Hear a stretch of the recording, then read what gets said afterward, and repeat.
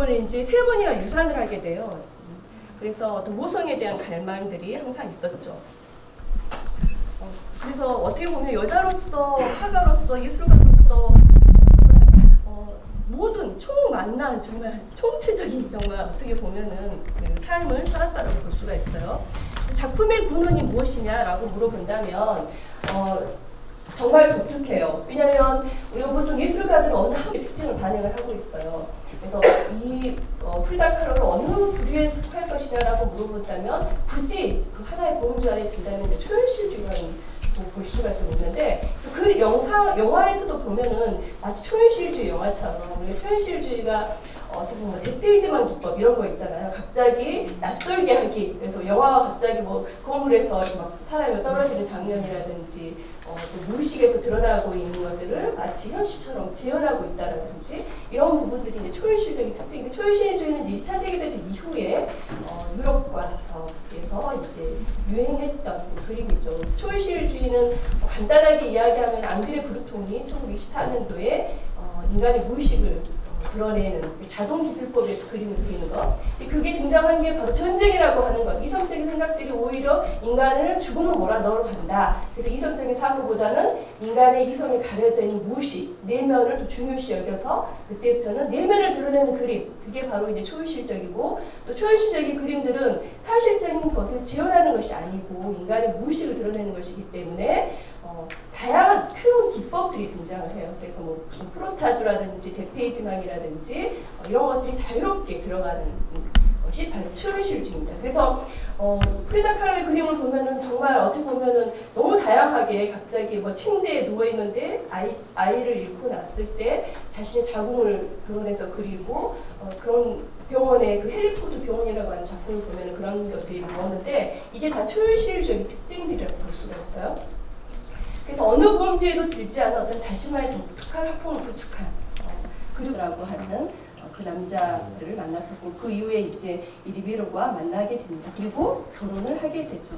여기 제가 써져 있는 거 보면 그 옆에 버스 좌상 이런 것은 이 시기 때 그려졌던 그림입니다. 그래서 그가 모든 전생애를 걸쳐서 가장 많이 그렸던 그 좌상에서 자신의 무의식과 내면 이걸 다 이끌어내서 상징적인 요소들, 우유적인 방법들 이런 것들 하나하나에 담아내는 것 그런 부분에 있어서는 정말 뛰어난 인물이라고 볼 수가 있죠. 그래서 벨벳 드레스를 입은 좌상과 29년도에 그렸던 좌상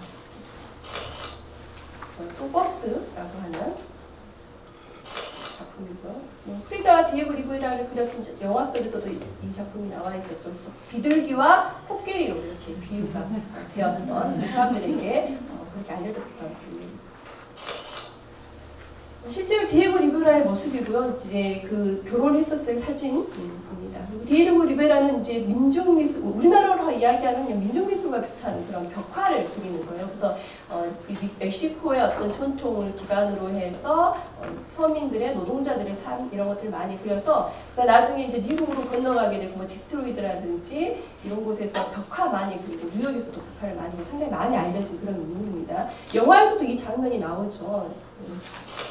나오고 이제 헨리 포드 1930년도에 이제 임신을 하게 되고 바로 또 이제 수술을 하게 됩니다. 그래서 몸의 구조상으로는 절대 아이를 가질 수 없는 그런 상황이었음에도 불구하고 결국은 3번의 어떻게 보면 아이를 잃게 되는 거죠.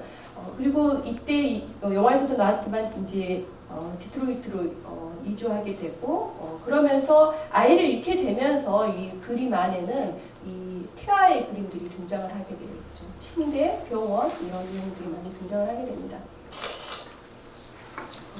그래서 그가 어떻게 보면은 의학 공부를 했었던 것처럼 신체에 대한 관심 이런 것들을 침대에 누워서 계속 탐구하고 자신의 어떤 생각, 자신의 어떻게 보면은 결국은 이러한 자화상을 그릴 수밖에 없는 이유는 자신의 고통을 어떤 식으로든지 표출하거나 표현하지 않으면은 살 수 없는 거죠. 그리고 한시라도 자신의 육체적인 고통뿐만 아니라 나중엔 디에고 리베라로 인해서 정신적인 고통까지 함께 겪고 있었기 때문에 그것들을 자신이 화면 안에 영화에다가 담는 과정들이 상당히 많은 시간이 필요로 했을 텐데 저희가 이 그림을 그릴 때 이 작품이 금방 완성될 거라고는 전혀 생각하지 않죠. 사실 오랜 시간 그래서 그림을 보면 상당히 꼼꼼한 붓터치 자국 이렇게 많이 표현이 되어 있어요. 그래서 초현실주의 작품들이 크게 작가들이 크게 두 가지 유형이 있는데 하나는 자동기술법이라 해서 무의식적으로 마음대로 그리는 그림이 있고 또 하나는 극사실주의처럼 아주 사실적으로 묘사하는 그림이 있는데 이 사실주의적인 표현 방법을 선택한 것은 사실주의 표현 방법을 선택한 데 해당한다고 볼 수가 있어요. 그래서 아주 세밀하게 정확하게 그리려고 노력했다는 걸 알 수 있어요. 나의 조부모, 부모 그리고 나라고 하는 이 작품도 여기 아버지인 이제 빌헬름 이 사진 작가였죠. 그래서 그리고 이제 이 영화에서 우리가 또 한 가지 이야기할 것은 나중에 이제 여러분들이 돌아가면서 또 한번 생각을 해보면 좋을 것 같아요. 나의 부모님. 특히 이제 아버지는 끝까지 딸을 정말 지지하고 격려해 주었던 그런 인물로 영화에서도 나왔지만 실제로 정말 아버지를 존경하는 유일하게 어떻게 보면은 자기 편이 되어줬던 사람이 이 아버지 독일계 출신이거든요. 유태인. 그래서 그 다음에 스페인 원주민 인디언의 어떤 혈통을 갖고 있는 어머니. 그래서 스페인과 독일계 그 사이에서 태어났다. 그들의 이제 조부모를 또 그린 그림입니다. 영화에서 또 나왔죠. 트로츠키. 그래서 레닌이 사망한 다음에 스탈린과 함께 이제 경쟁 구도에 있다가 공산당에서 탈퇴되고 나중에는 이제 망명길에 올라서 터키라든지 이런 곳에 망명을 다녔는데 디에고 리베라가 이제 멕시코의 대통령에게 이야기를 해서 망명을 받아주게 되는 거죠. 그런 과정에서 여기 영화에서는 이제 사랑하는 관계 이렇게 등장을 하는데 어떤 동지애라든지 어떤 용모의 마음 그래서 정확하게 어땠다라고 하는 것은 없어요. 그런데 실질적으로는 그런 게 있었다라고 이제 이야기를 하고 있죠. 그래서 어떤 존경의 마음 이런 부분들을 담고 있다라고 이야기합니다. 영화에서도 보지만 실제로 그들이 헤어지고 나서 1940년도 이후에 바로 이제 그 자객에 의해서 암살 당하게 되죠. 트로츠키는. 그 이후에 이제 그의 그림에 등장했던 작품들. 그리고 1939년도에 브루통의 후원을 통해서 이 화란에서 조현실을 개최하게 된 브루통은 제가 이야기한 것처럼 앙드레 브루통, 초현실주의를 선언했다. 그래서 초현실주의의 어떤 그 특징을 갖고 있다라고 볼 수가 있고 이제 브루통 경우에도 그걸 인정했다라고 볼 수가 있죠. 그래서 그때 그려졌던 이제 작품들이 있고요. 1940년대에는 멕시코 초현실주의 국제전시회에 참여를 했어요. 그런데 40년도 이후부터 이제 갑자기 급격하게 이제 그 육체적으로 또 훨씬 더 어려움을 당하게 되고 척추 수술을 계속하게 되고 영화에서도 나왔지만 발가락을 다리를 절단했다라고 책에는 되어 있는데 여기서 영화에서는 발가락을 이렇게 자른 디오고 리베라고는 이혼을 했다가 다시 1년 만에 재결합을 하게 됩니다. 니니 프리다라고 하는 여기 작품에서도 보면은 자기 자신의 또 다른 나의 모습 그리고 그것을 동맥으로 연결해서 하나로 연결되어 있는 모습이죠. 그런데 그것마저도 가위로 잘라버리는 그래서 항상 프리다 칼로는 제가 생각했을 때 이 그림을 그리면서 이 그림을 그리지 않았으면 죽음을 선택했겠죠. 그림을 그리면서 어떻게 보면은 자신의 삶을 연장했는지도 모르겠어요.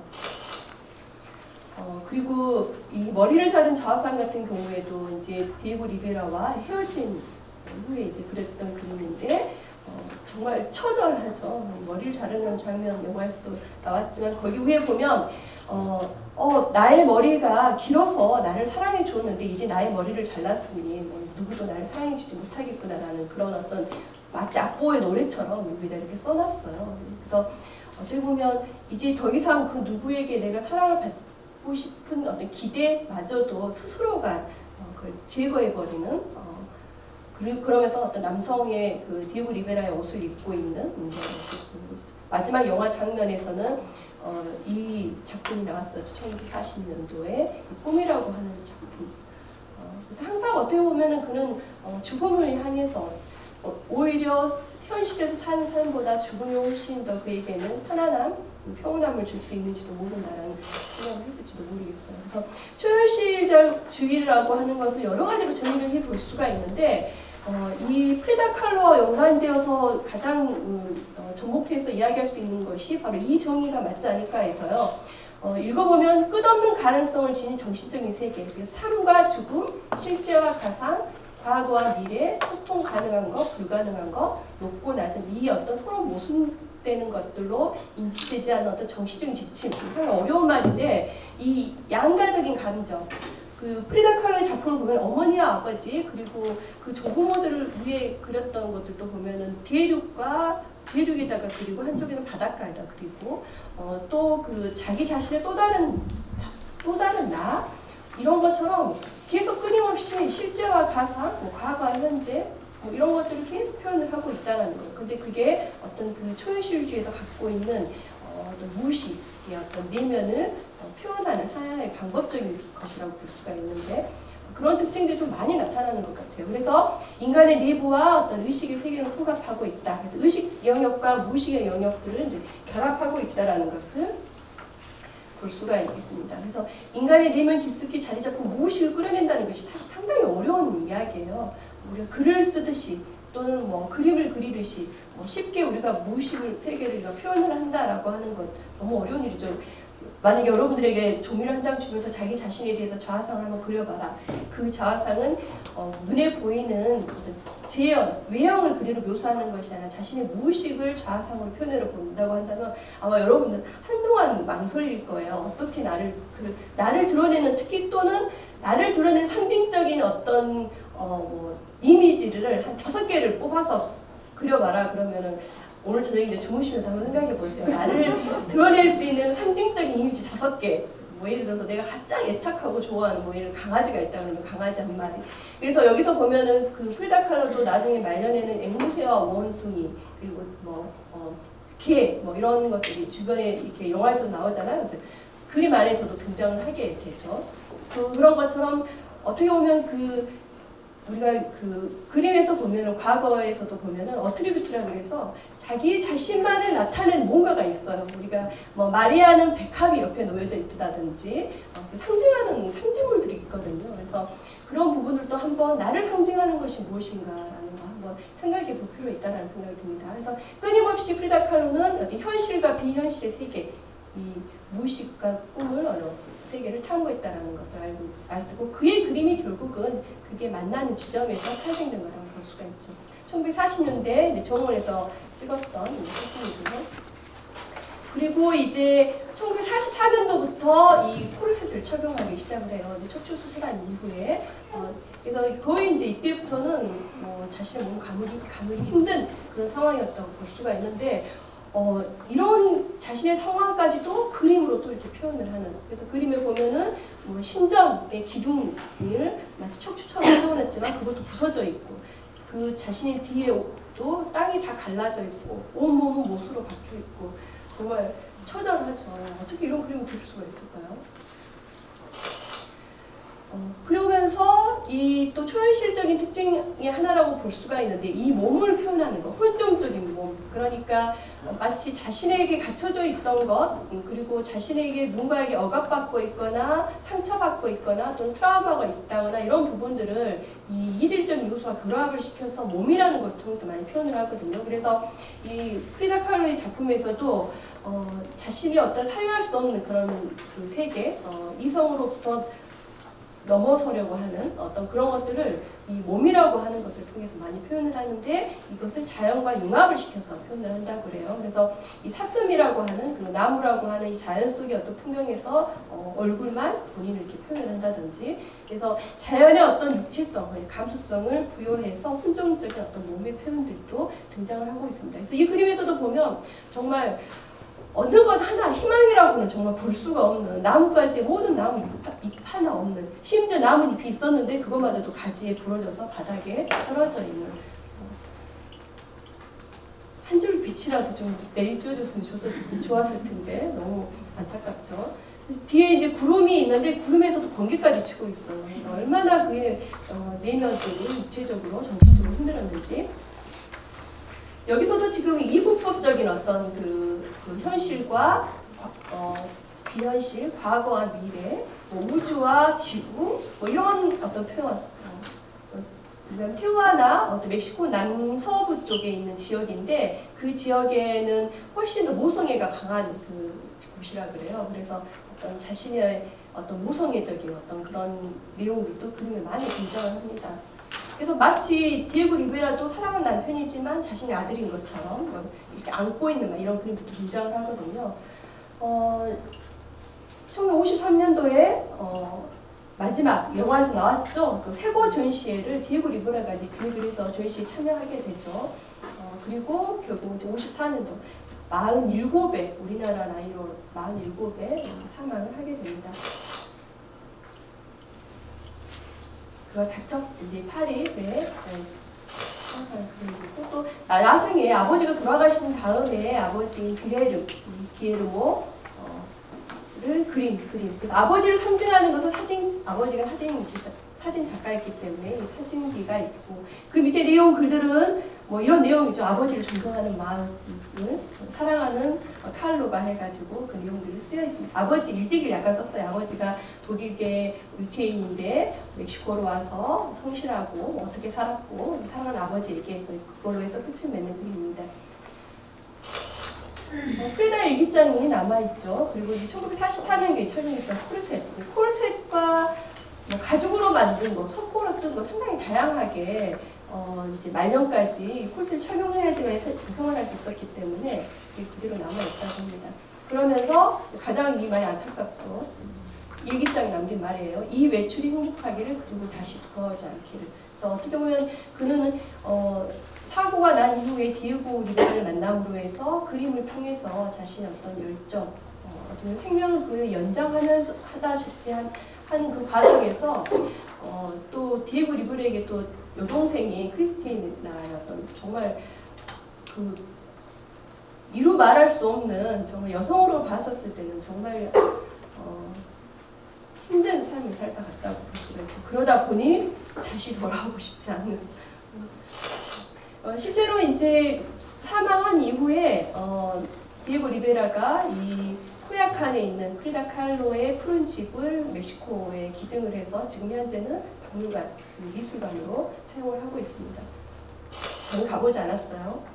그래서 프리다 칼로는 이제 절망을 예술로 승화시킨 이제 여성 화가다. 그래서 우리가 미술사를 처음부터 틀어서 위대한 여성 화가 누가 있을까라는 질문을 언제 나왔냐면 1960년대에 나왔어요. 너무 어이없죠. 그 전에는 한 번도 그런 생각을 안 해봤나 봐요.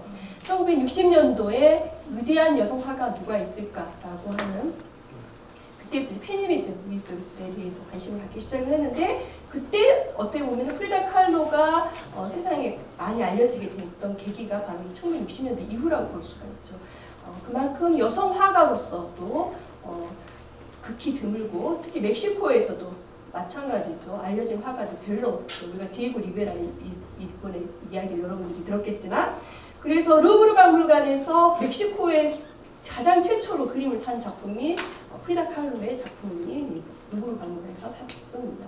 그래서 우리가 이제 그 초현실주의 이런 이야기를 할 때 초현실주의 상징과 어떤 승화의 개념들을 많이 이야기를 하는데 승화의 개념은 우리가 프로이트를 이야기를 하죠. 그래서 초현실주의에 기여했던 인물이 프로이트예요. 왜냐하면 앙드레 브루통이 이 초현실적인 무인간의 무의식을 어떻게 끌어낼 것인가라고 했었을 때 거기에 기조를 삼았던 게 바로 프로이트의 뭐 꿈의 해석이라든지 프로이트가 환자들에게 사용했던 그런 그 방법들을 착용한 것이 많았거든요. 그래서 프로이트의 이론에 보면 프로이트는 여러 책을 썼는데 승화라는 개념으로 따로 책을 쓰지는 않았지만 그의 모든 저서에 관통하는 개념이 하나가 있다면 승화예요. 그래서 여러분들 우리 예수 많이 이야기하잖아요. 승화했다. 뭘 어떻게? 그런데 결국은 이 자아 이드라고 안에 억압되어 있는 것들을 우리가 승화시킨다라고 표현을 할 때는 도덕적, 종교적, 미적, 뭐 소망, 욕망 이런 것들이 사회적으로 유용할 수 있도록 내 마음대로 우리가 승화할 수 없잖아요. 그것을 사고, 이념 활동으로 이제 승화시킨다. 그래서 승화의 원동력. 그래서 그림을 보면 계속 이 표상들이 달라져요. 상징하는 것들이 달라지는 것. 그것을 우리가 승화를 이제 예술의 어떤 형성 원리로 간주할 수 있다라고 이야기합니다. 또 하나는 상징인데요. 프로이트가 이 승화라는 개념을 이야기했다면 유용이라고 하는 유용은 상징을 이야기하죠. 그래서 자기 원형, 그래서 자기가 갖고 있는 무의식과 무의식의 어떤 상징적인 요소들을 드러내는 것. 그러다 보면은 심연 깊은 곳에 가다 보면은 태고적의 시절. 그래서 어떻게 보면은 이 프리다 칼로에서도 멕시코의 전통이 갑자기 왜 나오는 거냐? 그러면 결국 자기가 나고 자란 태어난 곳에 그 무의식 안에 깊은 곳에는 그게 자리하고 있다는 거죠. 문화와 전통이라든지 이런. 그래서 이 융은 이 상징을 이야기를 하고 프로이드는 이제 승화를 이야기를 하고 있는데 이러한 것들이 어떻게 보면 프리다 칼로가 어떻게 보면 딱히 어디 상징주의 그림이다, 초현실주의 그림이다라고 분류를 할 수는 없지만 어느 범주에도 들어간다고 정확하게 이야기를 할 수는 없지만 정말 어떻게 보면은 그 예술가로서 어느 하나의 어떤 형식에 치우치거나 치우치지 않고 자기 자신을 그대로 드러내려고 하는 표현했던 화가가 아닌가라고 생각합니다. 그런데 그 기저에는 결국은 삶과 죽음의 그 경계선상에서 그것을 극복하고자 하는 살아있는 동안은 끊임없이 그 예술을 통해서 그것을 자신이 표현했다. 그리고 그게 결국은 자신이 마치 숨을 쉬면서 사는 것과 같았다고 볼 수가 있죠. 이외에도 다양한 이야기들을 사실은 이 영화에서 사실 중요한 것은 프리다 칼로가 어떤 작품을 그렸다라고 하는 것, 물론 작품 하나하나 다 설명을 할 수 있겠지만 그의 삶을 통해서 우리가 10대, 20대, 30대, 47세 때 그가 사망했지만 시기별로 그 느꼈을 어떤 그 감정 또는 그 가족 간의 또는 사회 속에서 사회 구성원 안에서 그리고 또 자신이 또 혁명가로서 뭔가 사회에 어떤 큰 기여를 하고 싶은 마음도 있었을 텐데 변화를 주고 싶은 마음도 있었을 텐데 이런 사회적인 관계에서 나와 타인, 나와 어떤 사회 구조 안에서의 이런 그 프리다 칼로의 모습 이런 부분들을 좀 더 우리가 깊게 한번 더 많이 생각을 해보면 좋을 것 같아요. 근데 일반적으로는 프리다 칼로 하면은 그런 페미니즘적인 여성의 어떤 삶을 드러낸 그런 화가로 사실은 과소평가가 될 수 있는데 실질적으로는 그의 예술 전체를 봤었을 때는 어떤 그 위대한 화가 못지않게 정말 한 편의 일기처럼 예술 작품을 남겼다라고 볼 수가 있죠. 나중에 작품 하나하나는 여러분들이 조금 더 관심 있게 봤으면 좋을 것 같습니다. 네, 혹시 질문이나 너무 궁금한 거 있으면 너무 늦게 끝났나요? 다음에는 영화를 좀 더 중간에 끊으려고 했는데 여러분 너무 집중하고 있어가지고 사실은 그림이 중간에 계속 나오니까 근데 앞으로 또 볼 영화들은 그림이 또 안 나와요. 그런 영화들은 도대체 내가 이 영화를 왜 봤는지 그리고 나중에 영화 끝나고 나면은 내용이 생각이 안 나고 또 그림하고는 전혀 또 상관성이 없다 이런 생각 때문에 그런데 이제 이미지들이 있기 때문에 여러분들한테 훨씬 더 깊게 남았을 거라고 생각이 듭니다. 또 다음에 뵙겠습니다.